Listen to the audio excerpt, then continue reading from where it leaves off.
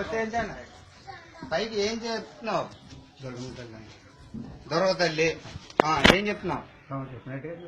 నేను చెప్పినట్టుగా కాదు, నువ్వు ఏం చేస్తున్నావో చెప్పు. నేను చెప్పినట్టు చేస్తే మీరు వల్లించినట్టు ఉంటదండి. నీ పేరు ముందు,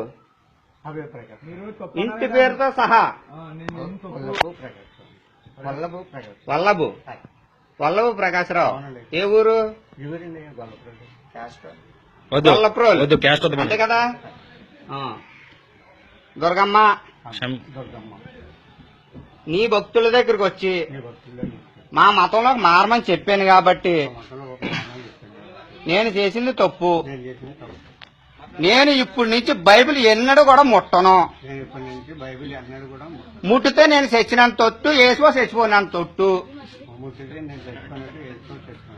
నీ బొట్టు పెట్టుకుంటున్నాను. ఇవాళ నుంచి నీ మతంలోకి మారుతున్నాను. చెప్పు. పెట్టుకో. వీడియో తీస్తున్నాం ఇక్కడ.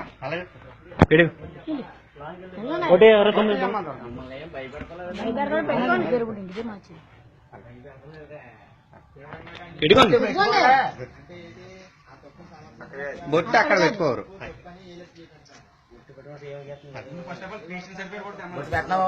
బొట్టు పెట్టు బాగున్నాయి. బొట్టు పెట్టు. పై బొట్లు సరిపోయింది. ఈసారి ఆ ప్లేట్ అతని చేతిలో పెట్టండి. నటించినాకే బయోడేటా తీసాం. సెంటర్ కంప్లైంట్ అలాగెత్తున్నాం. ఇతను మరి పెట్టుకెళ్ళి ఎవడా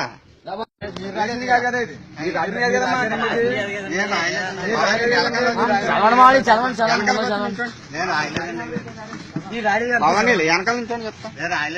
మీరు రాయలేదు చాలు. వీడియో తీసుకుంటాం. మిమ్మల్ని నేనేం చేయను. మిమ్మల్ని చేయడానికి మేము రాలేదు. ఈ వాక్యం మీరు చదవాలి. నేను వీడియో తీసుకుంటున్నాం అంతే. చదవండి. ఈ పవిత్రమైన గట్టిగా చెప్పండి. ఉపయోగ వాక్యం కానీ చెప్పండి. లోతు సోయరులో నివసించడు భయపడి తన ఇద్దరు కుమార్తెలు కూడా సోయరు నుండి పోయి ఆ పర్వతములో నివసించాను. అతడును అతని ఇద్దరు కుమార్తెలను ఒక గుహలో నివసించారు. అట్లుండగా అక్క తన చెల్లెలతో, మన తండ్రి ముసలివాడు, సర్వలోక మర్యాద చొప్పున మనతో పోవుటకు లోకములో ఏ పురుషుడును లేడు.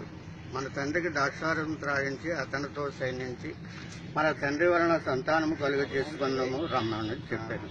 ఆ రాత్రి వారు తమ తండ్రికి ద్రాక్షారసం త్రాగించిన తర్వాత అతని పెద్ద కుమార్తె లోపలికి వెళ్లి తన తండ్రితో సైనించాను. కానీ ఆమె ఎప్పుడు సైనించానో ఎప్పుడు లేకపోయానో అతనికి తెలియదు. మరునాడు అక్కను తన చెల్లిని చూచి, నేటి రాత్రి తండ్రితో నేను సహించింది. ఈ రాత్రి అతను ద్రాక్షారసం తాగించిన తర్వాత నీవు లోపలికి వెళ్లి అతన్ని సహించము. అలాగున మన తండ్రి వలన సంతానము కలుగజేసుకుందామని చెప్పాను అన్నాడు.